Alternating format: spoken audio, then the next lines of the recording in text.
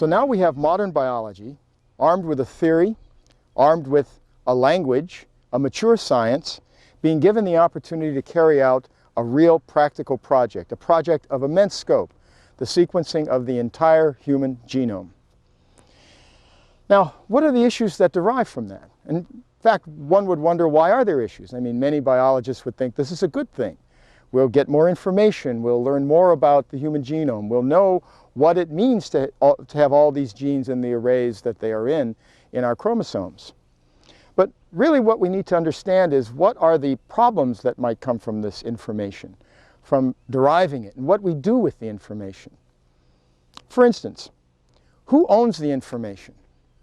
Well, that doesn't seem like a reasonable question at first. You think, well, it's the human genome, I own it. Everybody owns their DNA, but is that really so? The question's being debated in the courts. In fact, in most countries where this work is being carried out, the legal system hasn't yet caught up with the research, which is going at a very rapid pace. In our country, for instance, not long ago, a few years ago, there was a controversy over right to access to the information by experimenters. A company was founded in Washington, D.C., whose intent was to patent the human genome sequences, to sequence as much of the chromosome as they could, and then to literally have control of the information, to allow other researchers only to use the information if they agreed to certain patent restrictions. This was a serious effort, and it was met with opposition by the scientific community, and finally, at least we hope, they've changed their mind and they're allowing access to their data in the same way that all of the government-sponsored research is being allowed access, having data accessible by researchers. But it raised the real issue of whether or not the information itself can be patented, and if so, who can patent it? And that really hasn't been decided. The company, in fact, relented only because of pressure in the scientific community in the end. So who owns the data? We don't really know that. And who has access to the data? Who can use it? Right now, it's relatively public. But as the process continues and as we generate more and more of this data, the database itself will expand and will build. And pretty soon it's going to be a question not just of who has access to it, but who can access it. It's going to be so huge that it might be even difficult to try to think of ways you can use a computer to actually examine the database. In fact, there are many projects that involve just that, designing new methods of data analysis which will allow people to get at this massive amount of data. The second question that I want to raise with you is not just who owns it, but what do you do with the data? As I said, when you sequence the entire genome, in this case the 100 or 200 different individuals, you'll have information about where every gene lies, and in particular, what is the protein that is specified by each gene, the sequence of bases. Okay, in the process of doing that, we're going to learn where all the genes that make our body parts lie. We'll also know, very often, where different mutations might lie that alter the function of those parts. So I already mentioned, for instance, the genes that are responsible for regulation of cell cycles, cell growth cycles, such that when they're mutated, there's a greater likelihood that the cell will go out of growth control. And we call going out of growth control cancer. Cancer is a disease of growth control of the cell. So there are genes, for instance, like the BRCA1 and BRCA2 genes, which have been isolated and sequenced. The protein that they specify is known, and it's known that when they are mutated, the people who carry such mutations have a greater likelihood of breast cancer, for instance. There are other such genes that are being isolated and identified literally every day. So the question is, who has access to information like that about a particular patient? So here's the scenario. A drug company makes a test that allows them to say whether or not a woman, a very young woman in this particular case, say in her teens, has or does not have a particular mutation of the BRCA1 gene. Let's say that she comes into her doctor's office and, knowing that her family has a history of breast cancer, wishes to have this test done. So she can know, given her lifestyle change that she's currently living, whether she ought to make some modifications to reduce her chances. So her doctor does this test and tells her, yes, you have this mutation the same as your aunt has. Now, who gets to know that? Does the patient only get to know it? Or does her insurance company get to know it? And if her insurance company gets to know it, can they then refuse to cover her for any kind of problem that may come up in her life as a result of having that mutation? After all, the insurance company stands to have to spend a good deal of money for her care if she develops breast cancer. Suppose she chooses not to live the lifestyle that would reduce her probability. Suppose even if she does that, she still gets breast cancer. What happens with her insurance company's decision now? So the question is, can she keep that private? Can she keep that information about her particular genotype, her genetic information, private and to herself? And this is an issue that again has not been resolved by the courts. Clearly the insurance companies would love to have such information. Now, one argument is that after the sequence is done for the entire genome and we know the location of every gene, this is not going to be a problem any longer because we all carry some mutation somewhere in our genome that probably makes us more likely to have some or another disease. And the idea is that in the long run, maybe 50 to 100 years from now, if you knew the sequence of everybody's DNA individually now, and you knew all of the possible defects, that it would cancel out, it would average out the insurance risk. But in the short term, in our generation, the problem is that we'll know actually only about a very few of such defects. Maybe the breast cancer genes, maybe genes for heart disease, maybe genes for other cancers that would increase probability. In these cases, in the short term, it becomes a problem, an ethical problem for us with relation to our healthcare providers and insurers. And so those decisions are going to have to be made, and quite frankly, they have not yet been clearly made. Certain laws are being promulgated or proposed, but they have not yet been passed. So there's the issue of healthcare. There's the issue of privacy of the information. If your genome is known and its information made public, does anybody have access to that? Or is that something that's just yours alone? In fact, do you have the right to not have your sequence done? Do you have that right to not have it done? There was a case recently where in the military, where they're doing DNA fingerprinting, which is in fact part of the genome sequence, a couple of Marines objected to having their DNA sequence done, and it went to court. Okay? So there are issues like that. Do you have any rights where this information is concerned? Now, suppose that the testing is done and your insurance company gets hold of the information and you're denied health coverage because of this. What kinds of issues does that raise for us as a society when we're already talking about national health care policies and the other things like it? In other words, as a general phenomenon, is our access to this information and the access to health care, are they related? In other words, we have to come to some decisions about this. Now, recall that I said this is happening at a very rapid pace. The number of genetic test kits that are out there for markers determined by the Human Genome Project is already quite large and increasing almost daily as new genes for various disorders are located. For many of the genes that are located, we're talking rather about a probability of seeing a certain mutation. Whether or not somebody gets breast cancer, for instance, might just be an increased probability. But what if it turns out that the goal is to sequence everyone's DNA completely? So, for instance, at birth, the entire record of everybody's genetic information would be recorded and stored away in a computer, so that everything about you in terms of this DNA sequence would be present for anyone to read. Now, a physician might think, well, that's a great thing. You know, I can have access to this as the person grows, and if any problems develop, I can dip into the database and see if there's a mutation for a particular gene for a particular cancer. But remember the reductionist paradigm we're talking about. If we really think that everything we're about is in fact determined by that DNA sequence, then we have a really serious issue. If that's what this is about, is that really what a human being is? We haven't argued that out yet. In fact, a Catholic philosophy would say, no, of course that isn't correct. Of course that isn't correct. And we'll come to the real issue of this reductionist argument in a moment.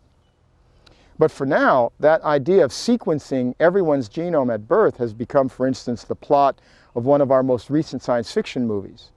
The movie Gattaca has just come out as we speak today. The title of the movie is actually, for the first time as far as I know, that the first time DNA has been the title character. The letters of the name, G-A-T-T-A-C-A, Gattaca, are in fact the bases in DNA, and in the movie it's the name of a big company that does exactly what I've described. At birth, everyone's sequence is known. And in this movie, which is sort of the ultimate reductionist nightmare, if you will, the sequence of your DNA determines everything about your life. It determines where you will work, who you can marry, what kind of lifestyle you will have. Because in this nightmare of a future, as portrayed in this movie, everything about you is determined by that sequence of bases. Now, is that really true? No, I don't think any reasonable biology believes that. Any reasonable biologist would say that no, we're much more complex than just the sequence of bases. But there are those who have bought into this paradigm so deeply that they really think that that's true. And so that's where the fear comes from that led to the production of this movie. So those are the issues that the Human Genome Project in itself raises. That is the sequencing of the genome of everyone. But there's a broader set of issues. What about the broader issue of genetic testing itself? For instance, it's been for years that genetic testing has existed way before the Genome Project. There is a genetic defect called phenylketonuria, which has been known for 50 or 60 years. And this is a defect in a particular enzyme, a genetic defect, so it's inherited, such that children born with this defect are unable to effectively use the amino acid phenylalanine. If they get phenylalanine in their diet, which is a normal amino acid in our food, then what happens is their enzyme can't metabolize it correctly, certain byproducts of it build up in the system, and the result is things like mental retardation. So some 30 years ago, 30, 40 years ago, a very simple blood test was developed. It has nothing to do with DNA, simply a test for the presence of this enzyme in the blood, so that you could test an infant at birth and you could say whether they were PKU defective or not, whether they had phenylketonuria. And this test is now in place in virtually every state in the country, so every infant at birth is tested. Now, as a result of knowing that at birth, the parents can choose a special diet for the child that is low in phenylalanine, for instance. And as the child is growing up, he or she never gets mental retardation. And when they're adults, they simply have to manage their diet appropriately and not eat too much phenylalanine, and they're fine. So here's a wonderful use of genetic testing, where you've now solved the problem of the genetic defect by modifying the diet of the child, and all you needed to know was, at birth, not to feed the child high amounts of phenylalanine. Perfect example. But that's not the only kind of genetic test that's present. We can test for now a variety of things, many of which we can't do anything about. For instance, hemophilia. For instance, sickle cell anemia. For instance, Tay Sachs disease. Tay Sachs disease is a particularly interesting case. This is a genetic defect that occurs when the child is born with 2 copies of a particular gene for an enzyme that's responsible for metabolizing certain molecules in the brain.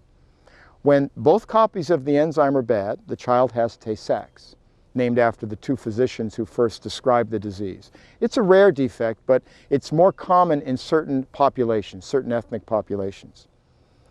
Now, if the child has this defect, they will be born looking perfectly normal, but by about the age of 6 months, they'll begin to show some symptoms of slowness in gait and inability to respond properly. By a year old, they're really getting severely impaired neurologically, and usually by 2 years old, they are unable to move and don't live much past that. They wind up dying in a paralytic stupor. A very tragic end. Now, we can detect the presence of the Tay Sachs defect. Parents can be consulted whether or not they're carriers. And you can detect in utero the presence of this defect in a child that's been conceived. So what do you do with that information? This is a horrible disease that we know that we can't cure. There's nothing right now that can be done for it. So if a pair of parents have such a child that is to be born, what does the genetic counselor say, and what do the parents choose to do? Well, up to now, that choice has been up to the parents. What do you wish to do? The parents can choose. And depending on their own ethical background, they can make a decision. But what if the insurance companies step in? There's a similar kind of test that's in place in California. The test is for a particular protein that pregnant mothers might have in their circulation. The protein is called an alpha-fetoprotein. In this particular case, it also leads, if this protein is a correct indicator, leads to a child born with neurological defects, spina bifida, for instance. So in California, it's the law now that pregnant mothers have to be tested for the alpha-fetoprotein. And if it's found to be present, they are counseled about the fact that they may give birth to a child with a spinal defect. Now, there's one such case that happened where the woman was counseled in this manner, and she wished to not terminate her pregnancy. It was her moral belief that abortion is wrong. And in this particular case, her insurance company told her, well, if you choose to continue with this pregnancy, we will not insure the child that's born, because we already know right now it's very likely to have a spinal defect. So she was being put in the position morally by her insurance company of saying, you must choose a pregnancy or you must pay for the health care of this child. Now, she took the insurance company to court and won. And so her child was born and they must care for it. But this is the kind of scenario that's raised by the issue of testing for defects which cannot be cured. Can patients, in spite of their moral stance in terms of pregnancy and its termination, can patients be forced to do that by virtue of not being able to pay for the care of a child that's born? So the issue of genetic testing now is one that really affects us in our daily lives. In other words, can we ethically allow testing to be done in a way that influences our decisions? Now, the Human Genome Project also raises the possibility of another kind of use of genetic technology. The word is eugenics. Eugenics means to improve the genotype and to improve the genetics of a species. Eugenics is actually kind of an ugly word. It was used very early in this century in some very strange and unethical ways. The eugenics movement actually began in this country around the turn of the century and then moved to Europe, where it was picked up by a lot of fascist regimes, including Nazi Germany. But eugenics itself began as a movement in the United States, a movement that was designed to purify the species from defect. There were physicians around the turn of the century and in the early part of this century who honestly believed, in their own moral code, that people with certain defects shouldn't be allowed to live. There were proposals that physicians who were present at the birth of a child with a deformed limb or with some other obvious defect should let the child die, not make any attempt to save them. These were honestly being suggested to physicians. And there were movies that were made, and a whole movement grew up around this. Movies made to show physicians the problems with letting people with defective limbs live. The movement died out in this country and made its way, as I said, to Europe. But recently, the idea of eugenics, the idea of doing research such that the human species could improve, has increased. Now, originally in biotechnology, the argument was made that one should never do anything to modify the human germline. The way we're constructed, most of our cells are called somatic cells. So altering with gene technology somatic cells would be fine. For instance, I described earlier patients with cystic fibrosis inhaling gene therapy agents to change the proteins that are made in their lung tissue and decrease their symptoms. That's called somatic gene therapy. But actually changing the germline means changing your gametes, changing future generations. Now, eugenics aims at that kind of proposal, although current eugenics is still not attempting to modify the human genome at the level of the gametes. One thing that is being done, though, is to alter a parent's ability to select the kind of offspring they have. Now, for instance, in vitro fertilization clinics are quite popular. So people who have difficulty conceiving can go and have in vitro fertilization done, which means taking out an egg from the potential mother and a sperm from the potential donor and causing them to join in a test tube and then implanting that fertilized egg into the mother. There are a lot of ethical issues that I think the church has surrounding this technology. But one that I want to deal with is simply the idea that from the Human Genome Project and the ability to tell what genes are present in an individual as early as in the first stages of embryonic life allows these kinds of projects to choose which kinds of genes are represented in the population that's produced. So for instance, you can say, well, we of course don't want to have a baby born with Tay Sachs, so we'd never cause an egg and a sperm that both carry the Tay Sachs defect to be joined and be implanted. But what if the choice were simply color of hair, color of eyes, or height, or athletic ability, or any of these other things with which human geneticists might think in this sort of reductionist approach could be determined? There are actually in vitro fertilization clinics in this country who advertise that they have a better ability to test for genetic defects. So come to our clinic because we can guarantee you a better child. That is eugenics in its plain and simple way. And the idea of the Human Genome Project lending tools to that is one of the issues that I think we have to deal with as a society. Can we allow that? Now, we can talk about diseases like Tay Sachs and say, here's a child who's never going to live to be beyond 2 or 3 years old. Well, first of all, we don't know that that's always going to be true. It may be that we develop a way of fixing the Tay Sachs defect. Secondly, we have no ability to say what the life of that child is going to be. Now, let's take another kind of defect. Let's take a disease like amyotrophic lateral sclerosis, which is in fact another neurological disease. ALS, as it's called, or sometimes known as Lou Gehrig's disease, comes on later in life, usually in young adulthood. Okay, so a person is born and seems perfectly normal, and then later in life they begin to suffer severe neurological defects, and they eventually wind up in a wheelchair and die sometimes at quite young age, even with treatment. So again, a very severe kind of problem. Now, what if you had a marker for ALS, a genetic marker that told you this child that you're about to produce will have ALS?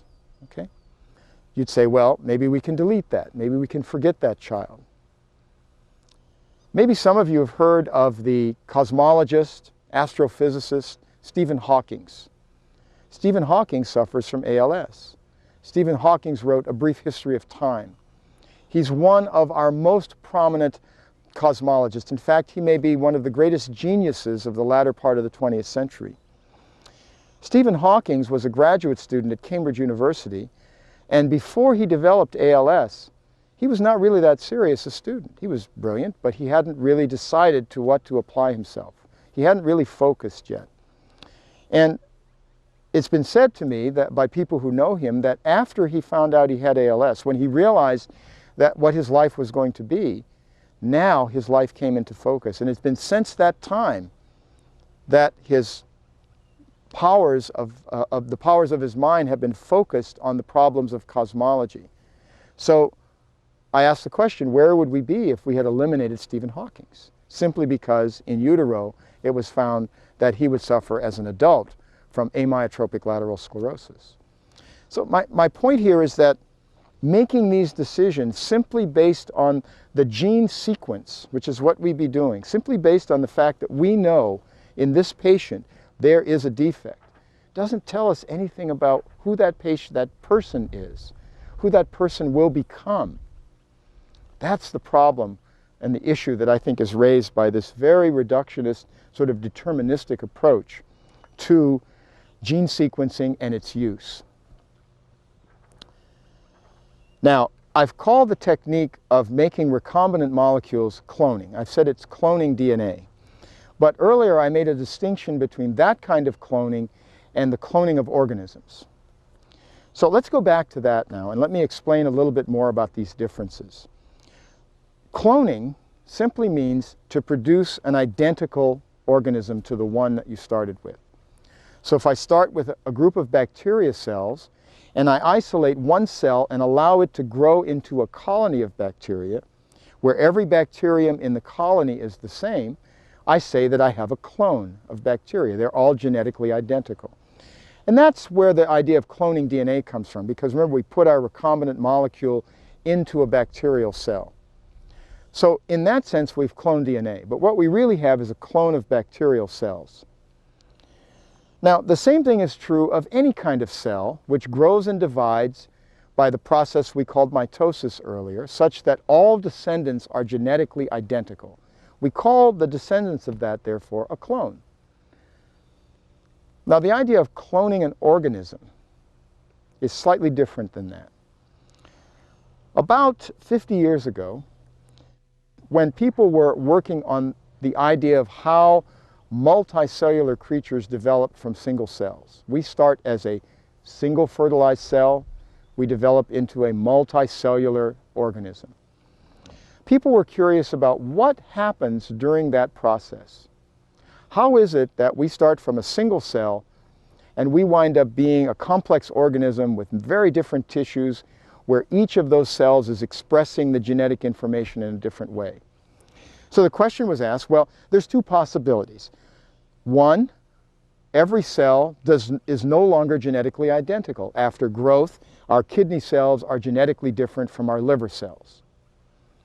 The other possibility would be that every cell was genetically identical, but somehow the information that was contained in every cell would be expressed in a different way. Somehow it would be regulated. Okay?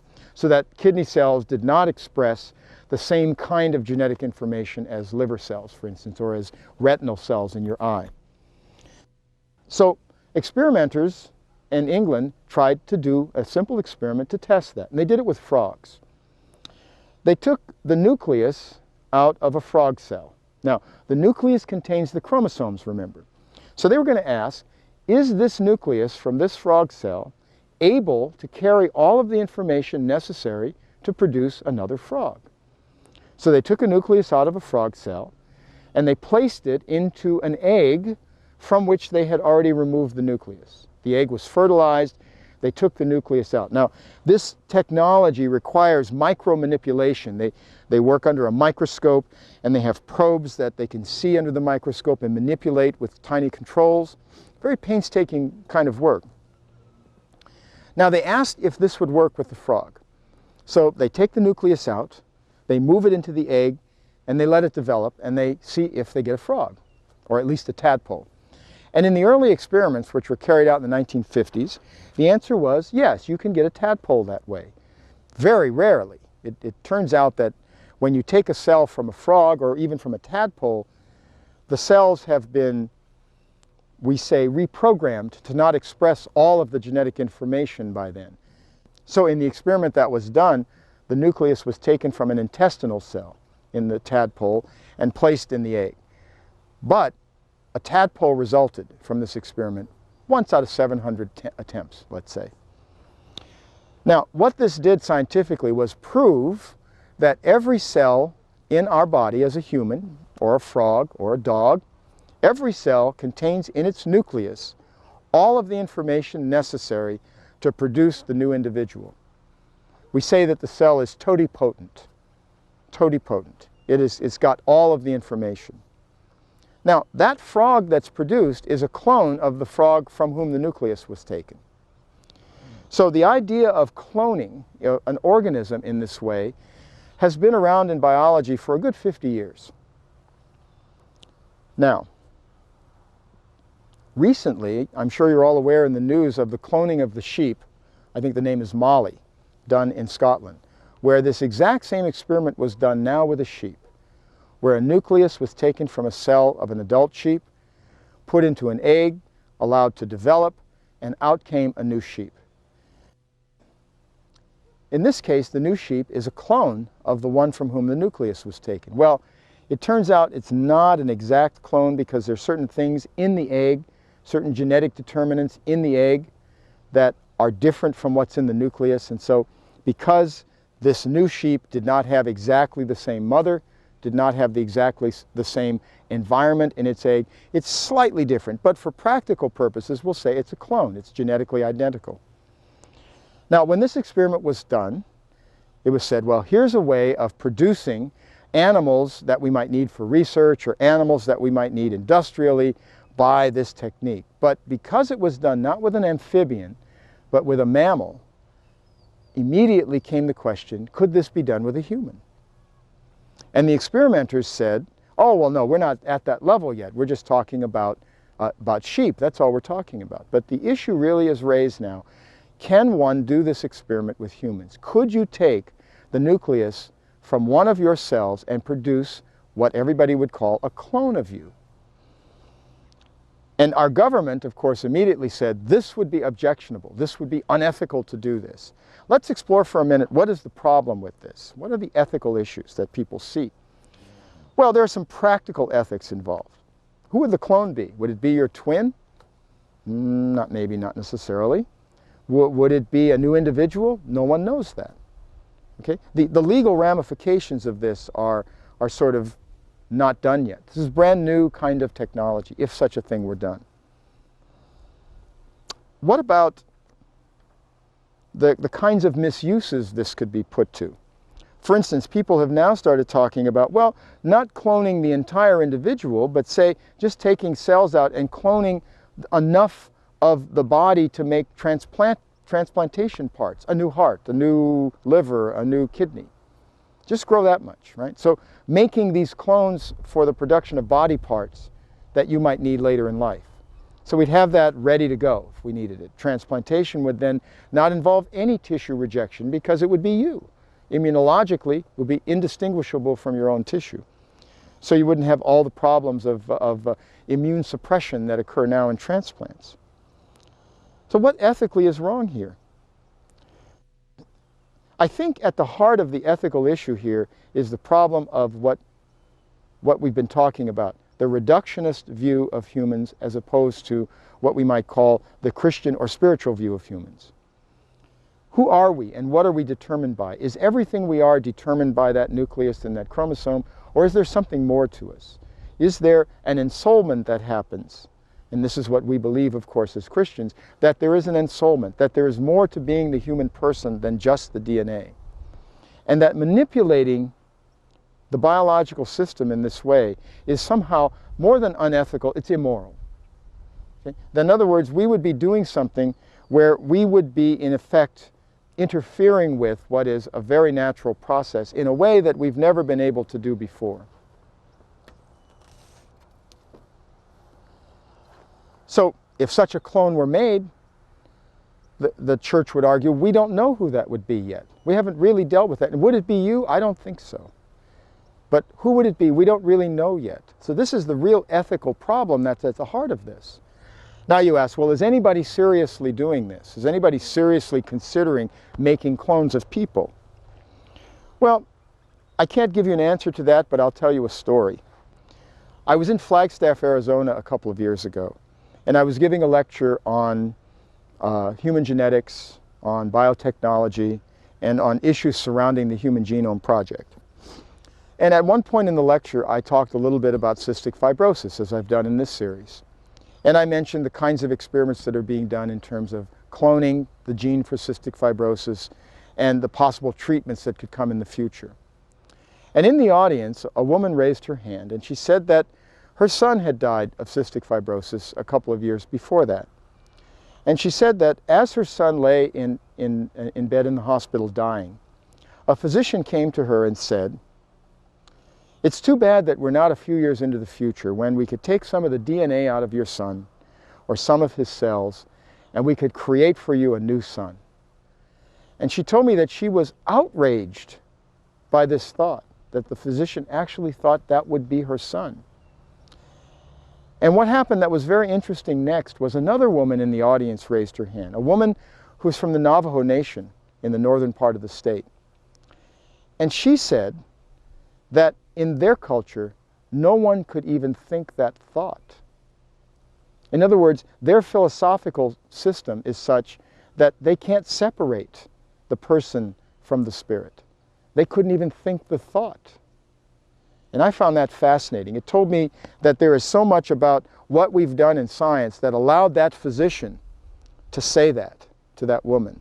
We have somehow trained that physician in a branch of our science that allowed him to think that thought. What could lead that physician to say that to this patient's mother? Well, let's talk for a little bit about medicine. I teach an undergraduate course in introductory biology and another undergraduate course in molecular biology, as do others in my department.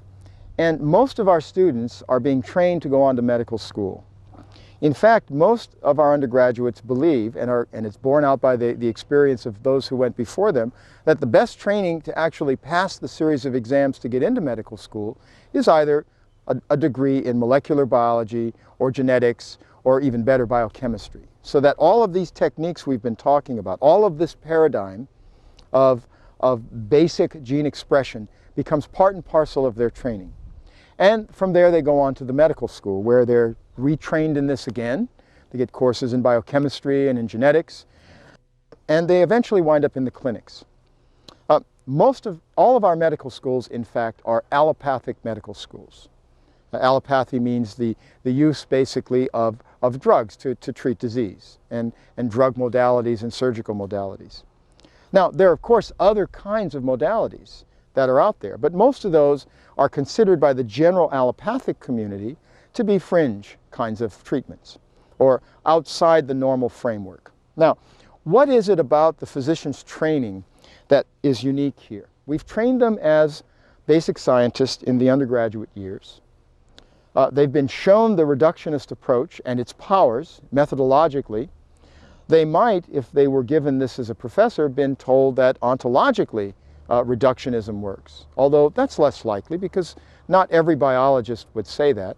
But certainly they've been told epistemologically that reductionism is the best way we can understand how living systems work.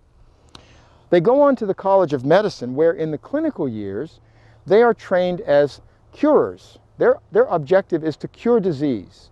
So you come to them as a patient and their training is such that they can take your symptoms and lay them alongside a list of other symptoms and decide what disease you have and therefore what treatment you should get to fix that. And I use the word fix.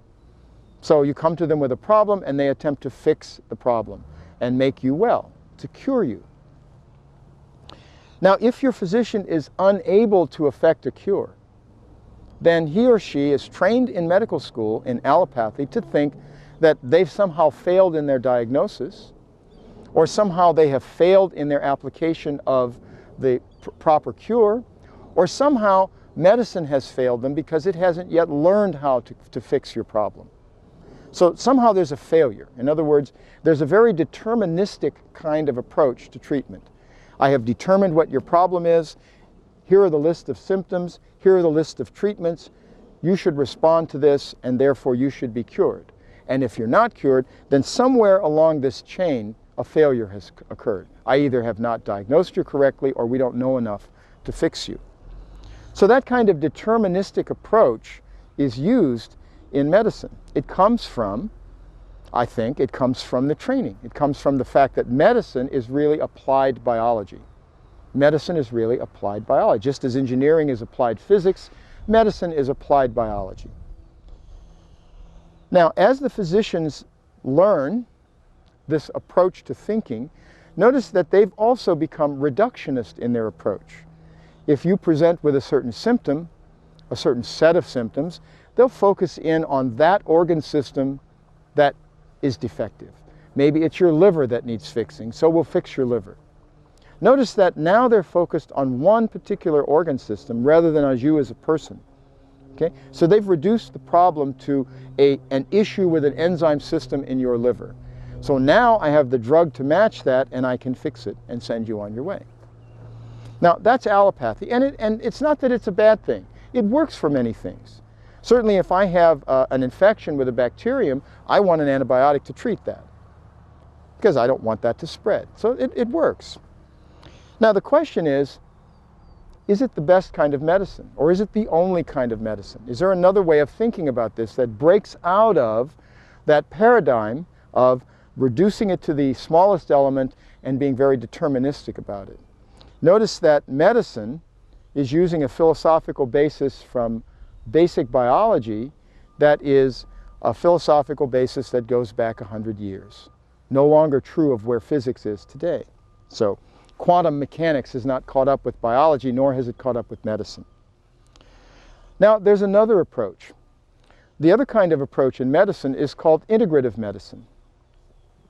And it's an approach that's been sponsored and pushed mainly here in Tucson, actually, by a physician named Andrew Weil. Andrew Weil is a very popular writer of books. He's written Spontaneous Healing and 8 Weeks to Optimum Health, and he directs a program in integrative medicine. His ideal is to take physicians and retrain them, to take allopathic physicians and retrain them to think about the patient as a whole as opposed to as parts. It's a systems approach to medicine, or you might say holistic approach to medicine. In addition to thinking about the patient as a whole, physicians in his program are also trained to think about other possible modalities of treatment. They might think, for instance, about acupuncture as a treatment modality, or about other therapies that may be even further afield from what they have learned as standard allopathy. Now, interestingly, one part of his training program is not just to give the new physicians that he's training a new approach, but to also restructure their philosophical basis. Andy Weil recognized very early on that part of the problem with physicians is that they've inherited this philosophical reductionist deterministic stance from their science background. And so he sees a need to take them and retrain them philosophically, to show them where their philosophical stance comes from and what are the other possible ways of thinking. That this isn't the only way of doing science, that science in fact can be uncertain, that maybe their cure or what they thought was a cure didn't work because there's a certain uncertainty in the system.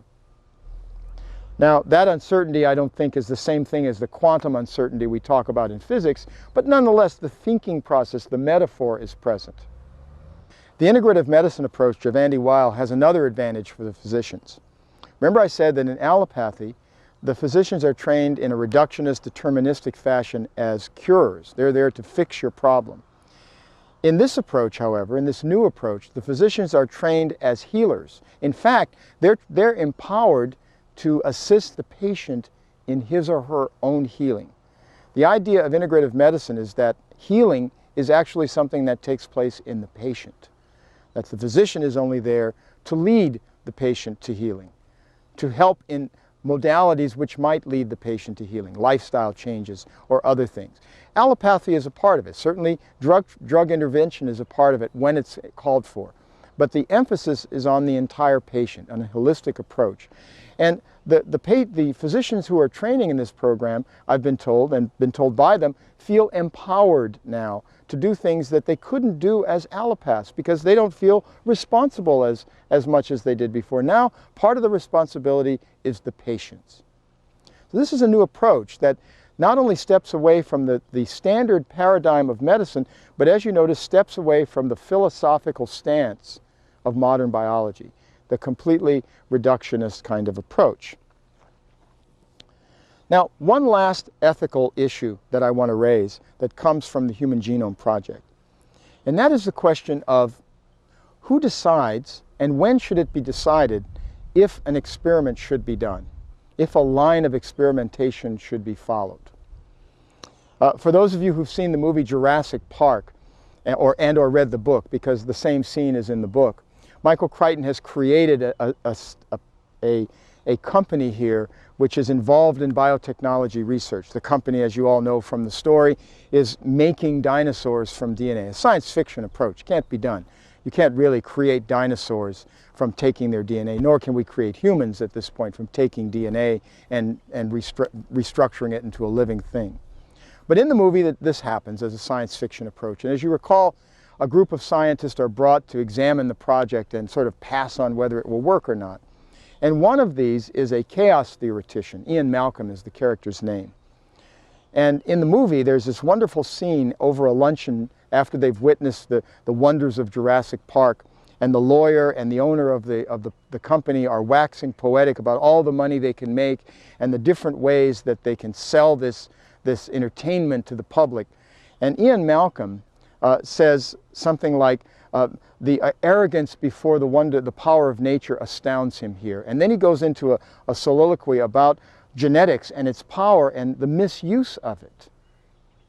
And in the end, the owner of the company says to him something like, well, these experiments were going to be done by somebody, and we just did it first. And Ian Malcolm's answer is, your scientists did the experiments because they could. They never stopped to ask whether or not they should. And that's the issue I want to raise with you now. The ethical dilemma of when you stop a line of experimentation, if you can project that what you're going to do is going to have serious consequences. So there are 3 cases we've considered. Remember back at the Manhattan Project, the project during World War II to build a nuclear device, to build a bomb. Well, there was work done of scientists before the Manhattan Project in the early part of the century, quantum physicists and chemists and the like, who were working on issues of the structure of the nucleus, who didn't really know that their work could result in the fission bomb, for instance. But once the project started, once workers started on that project to build the bomb, that was their goal, it was known what they were doing. And actually very few scientists objected, because in the middle of World War II, with the tone of the country being for victory, they really believed and have written in memoirs that they thought they were ending the war sooner by building this. And they were saving lives, in effect. There were a few scientists who objected. One of them was Leo Zillard.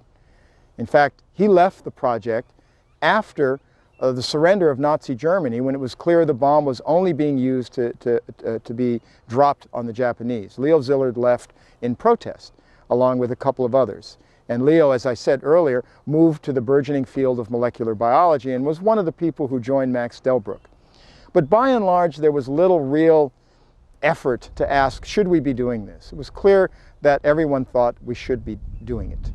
Now, when the first device was exploded in the desert in New Mexico, it was clear to everybody the awesome power they had created. In fact, no one really was ready for the yield of that device. They had calculated the amounts of TNT it would be equivalent to, but those were theoretical. It took actually seeing the results of the blast to know what had happened. Now, we come next to the moratorium I mentioned on recombinant DNA technology that took place in the 70s. As I said, the experiments were done. It was clear what could be done with this kind of approach. And interestingly, at this time, the moratorium was called.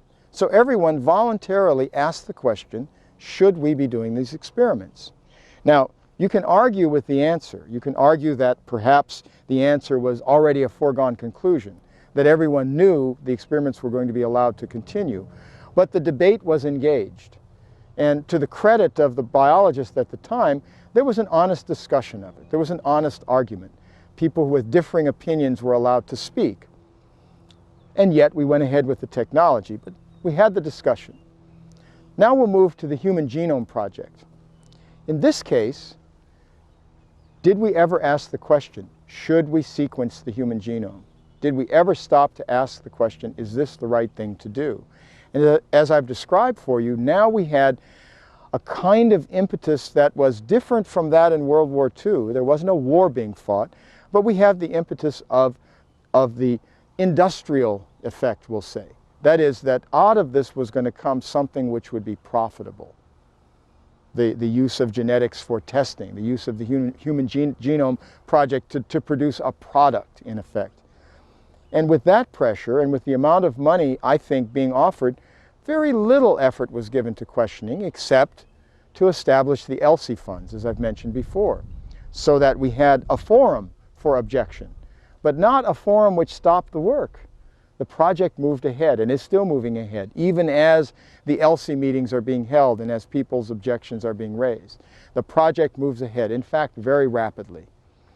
So the question of whether the experiment should be done or not has not really been addressed in a way that would allow the experiments to be stopped. If we decided tomorrow that it shouldn't be done in an ELSI meeting, we'd have virtually no effect on whether the work would continue tomorrow. Nobody's about to stop these experiments. So these ethical issues that I've raised today, the issue of the use of the Human Genome Project, the issue of genetic testing itself, the eugenics issue, the cloning of animals and humans, the medical approach itself that comes out of the basic science, and finally the questioning of whether or not the experiment should be done, are really the kinds of things that I wish this series of lectures to focus on. Not that all scientists feel that way, not that the majority of biologists are doing things without considering these issues, but that the potential exists. The potential exists and needs to be considered within an atmosphere that allows discussion of all sides of the issue. Now, the ethics is certainly part of the concern, but the other concern that I have that comes out of the basic issues is a more philosophical and perhaps even theological concern with the results of modern biology. And it's that issue, the issue of the philosophical stance that biology has taken and the problems that that raises for the further developments in biology. In other words, for advancing past where we now are. It's those issues that I want to come to in the next lecture.